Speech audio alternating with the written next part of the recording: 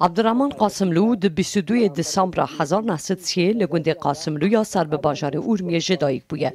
وی لورمیه تهران و پاریس خوندیه و لزانینگه ها پراگا چکسلواکیا دکترا دوار زانستین آبوری ده ورگرتیه. ده دستپیک ده اندام پارتیا توده یا ایرانی بویه و پشره چارنویسا خویا سیاسی به تمامی به حزب دموکرات و گریدا و سال 1971 بویه سکرتری گشتیه و حزبه.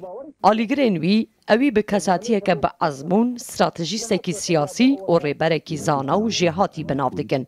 توی پیداگیریاوی لسر به دست خستنا مافین نتوی تکسی لسر بجیکنا دموکراسی کریه و آزادی و کوی جواکی به بنگه ها پیشکتنا جواکی زانیه.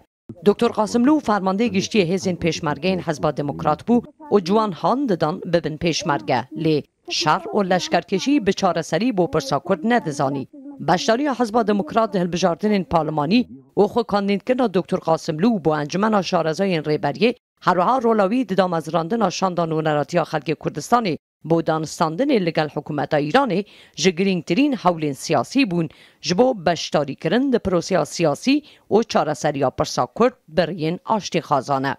دنویسین خود دیارکنا مافی چاره نویسی به مافک سرطایی ین خلق کردستانی دای زانین او دبیجه جمافی کرده که نشتمان خویا حبش بخسر هف و به دولت کسر بخواه. برفرهی باندور قاسملو تایبت به روجلات کردستانی نینه. وی پیوندی اکی باش لگل هزین پارچه ایندن ین کردستانی جی هبو. هرها به یکش اندازیان این پیوندی ها کرد و روش آوایان جی دیزانین. دکتر قاسملو دکاری جبلی کردی به 7 زمان فارسی، ترکی، عربی، فرانسی، انگلیزی، روسی و چیکی باخفه. بگوتنا لیکولران وی خباتا چکداری جی وکت تاکتیک با ریخوشکنا خباتا سیاسی و آشتی خازانه و به دست خستنا آزادی و دموکراسی دید. دکتر قاسملو کمر اسلامی ایران به نیار سرکه یه پرسا کرد لحمو بشین کردستانی ددازانین.